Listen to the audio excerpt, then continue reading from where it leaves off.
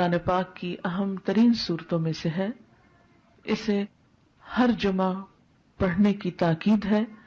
جو شخص اسے ہر جمعہ کے روز پڑھے اس کے بارے میں نبی صلی اللہ علیہ وسلم نے فرمایا کہ جو جمعہ کے دن اس کی تلاوت کرے گا تو آئندہ جمعے تک اس کے لیے ایک خاص نور کی روشنی رہے گی، یعنی اللہ تعالیٰ اسے اپنی طرف سے ایک خاص روشنی عطا کریں گے.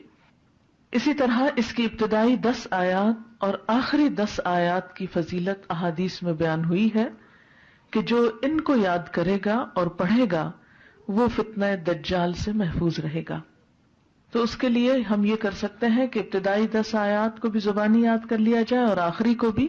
تو دن کی کسی نماز میں اگر ان کو پڑھ لیا جائے تو اس طرح انشاءاللہ وہ فضیلت جو اس کی حاصل ہو سکتی ہے وہ ہو جائے گی. حضرت عائشہ رضی اللہ عنہا کی روایت سے حدیث میں آیا ہے، اور یہ حدیث بھی ضعیف جداً ہے، صرف ضعیف نہیں بلکہ ضعیف بھی بہت زیادہ ضعیف ہے، لیکن اس کا آخری حصہ جو ہے وہ صحیح مسلم میں آیا ہے، وہ میں وہاں آپ کو بیان کر دوں گی. رسول اللہ صلی اللہ علیہ وسلم نے فرمایا، کیا میں تمہیں ایسی صورت نہ بتاؤں جس کی عظمت نے زمین و آسمان کو بھر دیا ہے، اور اس کے لکھنے والے کے لیے بھی اتنا ہی اجر ہے، اور جو اس کو جمعہ کے دن پڑھے تو اس جمعہ سے لے کر جمعہ تک یعنی اگلے جمعہ تک اور 3 دن کے زیادہ بھی گناہ بخش دیے جاتے ہیں. اور جو آدمی سوتے وقت اس کی آخری 5 آیتیں پڑھے تو وہ رات کے جس حصے میں بھی اٹھنا چاہے گا اللہ اسے اٹھائے گا. تو لوگوں نے کہا ہاں اللہ کے رسول صلی اللہ علیہ وسلم ضرور بتائیے، تو آپ نے فرمایا سورت کہا.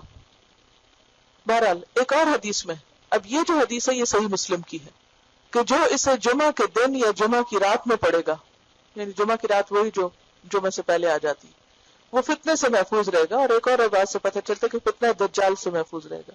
اور اس کی جو پہلی 10 آیتوں سے متعلق حدیث ہے وہ بھی صحیح ہے کہ جو شخص اس کی پہلی 10 آیتیں پڑھے گا، یاد کرے گا، وہ فتنہ دجال سے محفوظ رہے گا. اسی طرح اس کے پڑھنے سے گھر میں سکینت اور برکت نازل ہوتی ہے. ایک مرتبہ ایک صحابی نے سورہ کہف پڑھی، گھر میں ایک جانور بھی تھا، وہ بدکنا شروع ہو گیا.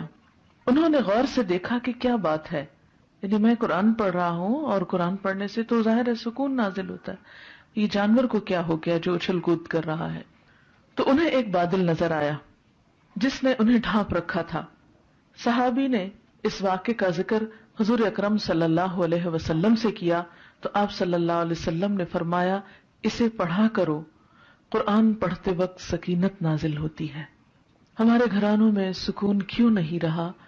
اس میں بہت سی وجوہات میں سے ایک وجہ یہ بھی ہے کہ میوزک کی آوازیں تو دن رات بلند ہوتی ہیں لیکن قرآن کی تلاوت کی آواز کم ہی سنائی دیتی ہے.